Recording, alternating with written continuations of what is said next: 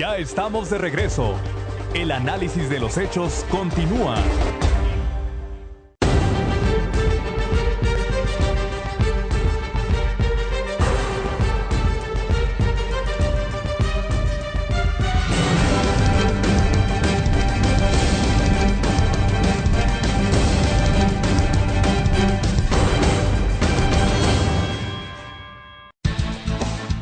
Muy buenos días, amigos y amigas de Canal 10, qué gusto me da saludarles. Hoy es sábado 23 de julio de 2011, como siempre lo hago a nombre del licenciado Rafael Herrera Piedra, el creador y el director general de Análisis Político.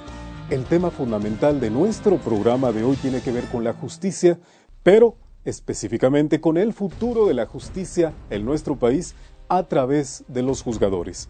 Y es que en días recientes la Suprema Corte de Justicia de la Nación tomó una determinación que es histórica. Fundamentalmente va en dos sentidos. Y será el licenciado Apolonio Betancourt Ruiz, el magistrado presidente del Tribunal Superior de Justicia en el Estado y del Consejo de la Judicatura, quien nos va a platicar de este doble aspecto que incluye la decisión de la Corte. En primer lugar, dijo el máximo tribunal en el país que a partir de ahora todos los jueces del país están obligados a considerar los derechos humanos como el criterio fundamental para la toma de sus decisiones. Y en segundo lugar está el acotamiento del fuero militar, lo que por supuesto ha traído una gran cantidad de reacciones. El hecho es histórico por sí mismo y por eso el licenciado Apolonio Betancourt, a través de nuestra sección La Entrevista, nos va a ampliar el tema.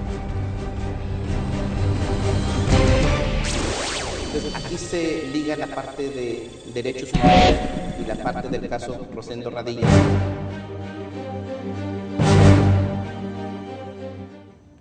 Amigos y amigas de Canal 10, qué gusto me da saludarles en esta ocasión que es especial para Análisis Político en la sección de La Entrevista, y es especial por dos motivos fundamentales. En primer lugar, por supuesto, por el entrevistado que estará con nosotros en este espacio, y en segundo lugar, por un tema que es fundamental y sobre el cual la Suprema Corte de Justicia de la Nación se acaba de pronunciar en días recientes. Vamos pues a saludar y a recibir a nuestro invitado, el licenciado Apolonio Betancourt Ruiz, quien es el magistrado presidente del Tribunal Superior de Justicia aquí en el Estado y del Consejo de la Judicatura. Licenciado, muy buenos días. Juan Lorenzo, bienvenido a Análisis Político y Canal 10 a este recinto del Poder Judicial del Estado. Muchas gracias por habernos abierto las puertas. Con todo gusto, a la orden. Bueno, licenciado, hay un tema que es fundamental. Vamos directamente a la materia porque a mí me parece muy interesante. En días recientes, la Suprema Corte de Justicia de la Nación da una determinación que es harto interesante y tiene dos vertientes. Por un lado, el respeto a los derechos humanos y por el otro lado, lo que algunos llaman el acotamiento del fuero militar. ¿Por dónde quiere usted que iniciemos? Pues fíjese que es complementario el tema, y este tema hace una zanja en toda la interpretación constitucional desde hace 70 años a la fecha que teníamos respecto de nuestra interpretación de la Constitución y de las leyes, y por lo tanto lo que es derecho y lo que es justicia.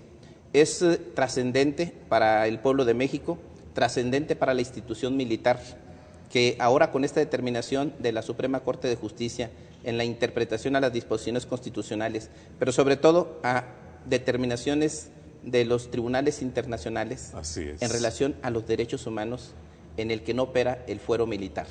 Y por lo tanto los militares tendrán que ir ante los tribunales civiles, ya sea del fuero común o del fuero federal. Es decir, no tendrán que ser juzgados en estos casos por tribunales militares.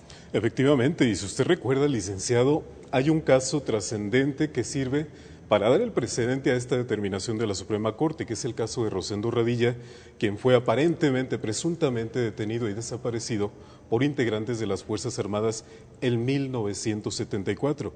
A partir de aquí, bueno, el caso se retoma, se reabre, y el tema de los derechos humanos se vuelve fundamental.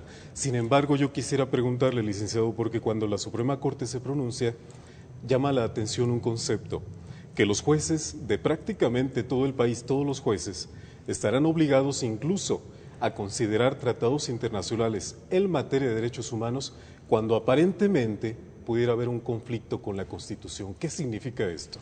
Significa que esta interpretación hace que todos los jueces del país tengan la facultad de interpretación convencional, es decir, los convenios internacionales los puede interpretar cualquier juez del fuero común o del fuero federal, distinto al fuero militar. Entonces, aquí se liga la parte de derechos humanos y la parte del caso Rosendo Radillas, en el que la sentencia es contra el Estado mexicano, no contra el Poder Ejecutivo, no contra los militares, sino contra el Estado mexicano como tal, para que se respeten los derechos humanos. Pero además hablamos de 1974 a la fecha. Durante todo este tiempo se construyó una denuncia, una imputación, un señalamiento al Estado mexicano para que interprete lo que ha firmado en foros internacionales, convenios internacionales en relación a los derechos humanos. Pero este cambio es de último tiempo para acá.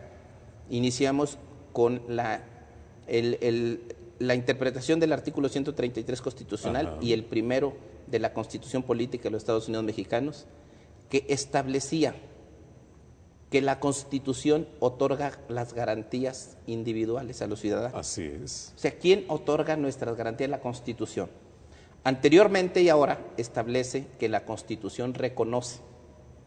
Antes decía inicialmente que la Constitución reconocía los derechos individuales. Ahora habla de los derechos fundamentales, que son más amplios. Y esto cambia toda la interpretación del sistema jurídico mexicano en relación a la búsqueda de la justicia, y no únicamente la aplicación de las leyes como preceptos jurídicos, sino el fin de la legislación es la justicia. Entonces, en esto enaltece al derecho mexicano este tipo de resoluciones. No olvidemos que esta resolución viene bajo una presión enorme de tribunales internacionales. No olvidemos que toda esta generación de abogados que vivimos actualmente, como jueces, como litigantes, como catedráticos, fuimos formados en un concepto donde lo que importaba era el derecho positivo. Por supuesto. Es decir, lo que el legislador dice, el juez no puede sobrepasarlo. Pero ahora no. Con esta interpretación vamos precisamente a todos los tratados que ya no solo tiene México, sino que han suscrito varios países, y que nos coloca en una verdadera civilidad jurídica. Este término es muy importante porque la civilidad jurídica es el resultado de nuestra experiencia histórica, de toda la humanidad, y no solamente de una porción como sería el territorio nacional. Licenciado, bueno, aquí me vienen a la mente dos pensamientos. En primer lugar, de que a través de esta determinación la Suprema Corte le recuerda al Estado su vocación fundamental, impartir justicia a secas, tal cual debe ser, con base en el respeto a los derechos humanos.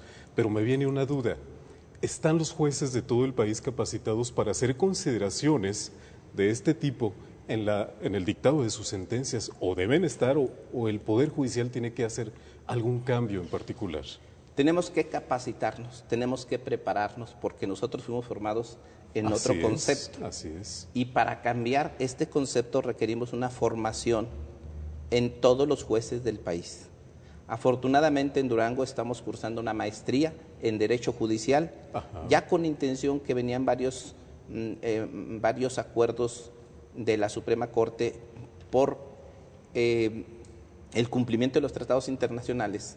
Ahora, estas resoluciones nos dan, en el caso de Durango, exactamente en la esencia de nuestra maestría. Esta no lo podemos estudiar en ningún otro lado, más de que en el Poder Judicial, y lo estamos haciendo.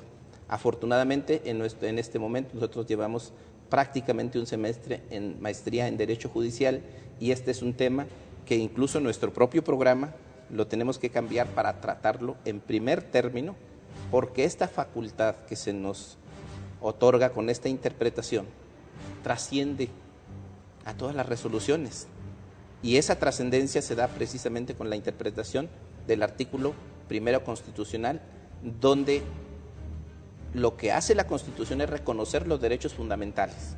Y aquí, en primer lugar, está el individuo antes que el Estado. Por supuesto. De la otra manera, primero es el Estado y después es la persona. y ahora tenemos que ser formados en este punto tan interesante que cambia radicalmente incluso las políticas judiciales y criminales. Va a tener una trascendencia histórica a fondo que apenas tenemos que diseñar. Así es. Pero si gusta, licenciado, vamos a una pausa. Amigos, regresamos en un momento. El tema está más que interesante. Quédense con nosotros en un momento. Estamos de vuelta.